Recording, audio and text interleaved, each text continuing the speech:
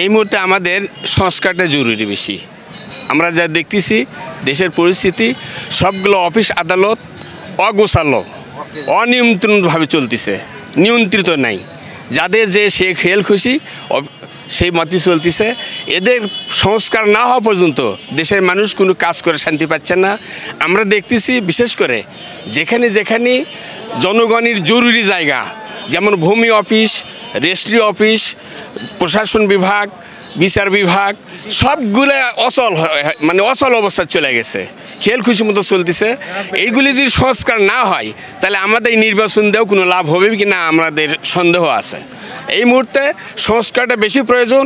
আমরা যাই গত 15-16 বছরে যা দেখলাম, এখন যা দেখতেছি রাত আর দিন কম বেশি, কিন্তু যে জায়গাতে যে প্রশাসন বা বিভিন্ন ধরনের লিডারশিপেরা বসে আছে বা বড় বড় চাকরা ডাইরেক্টর বিভিন্ন ধরনের কর্মচারীরা বসে আছে, তাদেরকে সংস্কার করা দরকার।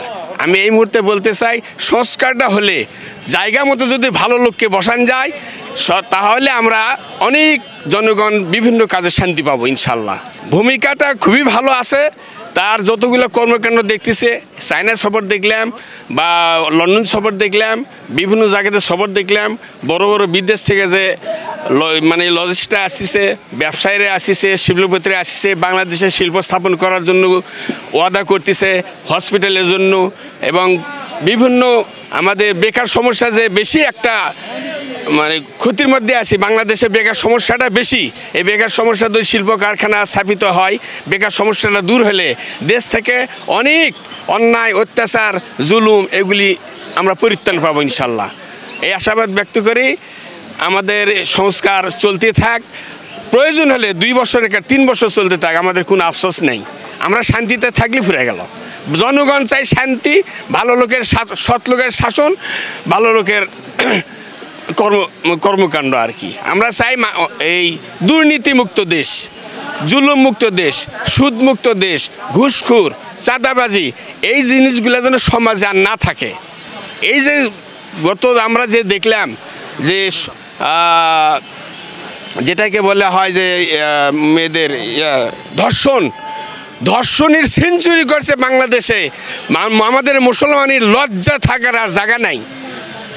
যে জিনিসগুলা সিক্রেট ব্যাপার, গোপনীয় ব্যাপার, সেই জিনিসগুলো তারা কি করছে, 100 জনকে ধর্ষণ করার পরে তাকে